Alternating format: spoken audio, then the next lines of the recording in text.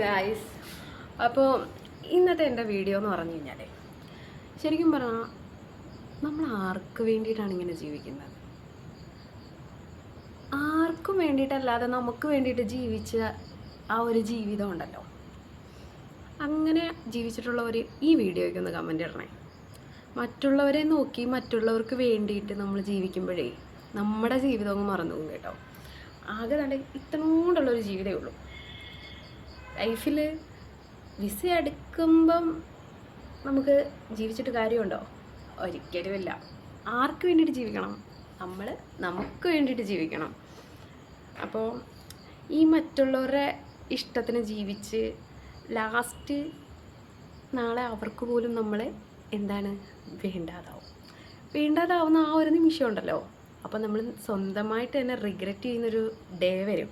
ആ ഡേ വരാതിരിക്കാൻ വേണ്ടിയിട്ടാണ് നമ്മൾ പറയുന്നത്, നമുക്കിഷ്ടമുള്ള ജീവിതം നമ്മൾ ജീവിച്ച് തീർക്കുക. നമ്മുടെ ഇഷ്ടങ്ങൾക്കൊത്ത് സപ്പോർട്ട് ചെയ്യുന്നവർ മതിയെന്നേ. പക്ഷേ നമ്മുടെ ഇഷ്ടങ്ങൾ ചെയ്ത് നമ്മൾ ജീവിച്ച് തീർക്കുമ്പോൾ അതിൻ്റെ ഇടയിൽ വന്ന് കോലിട്ടിടാൻ വരുന്ന കുറേ ടീംസ് ഉണ്ട് കേട്ടോ.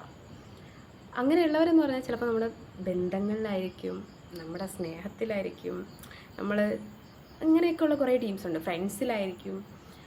അപ്പോൾ ഞാനൊരു കാര്യം പറയട്ടെ, അവരൊക്കെ നാളെ ഒരു സമയത്ത് നമ്മളെ കുറ്റം പറയാനോ അല്ലെങ്കിൽ നമ്മളെ ഇതാക്കാൻ വേണ്ടിയിട്ടോ, നമ്മുടെ ജീവിതം എന്താണ് അവരുടെ കയ്യിലാണോ? ഒരിക്കലുമില്ല. നമ്മൾ നമുക്ക് വേണ്ടിയിട്ടാണ് ജീവിക്കുന്നത്. സന്തോഷമായിട്ട് നമ്മുടെ കാര്യങ്ങൾ സ്വയം ചെയ്ത് നമ്മൾ ജീവിക്കുക. മറ്റുള്ളവർക്ക് വേണ്ടിയിട്ട് നമ്മൾ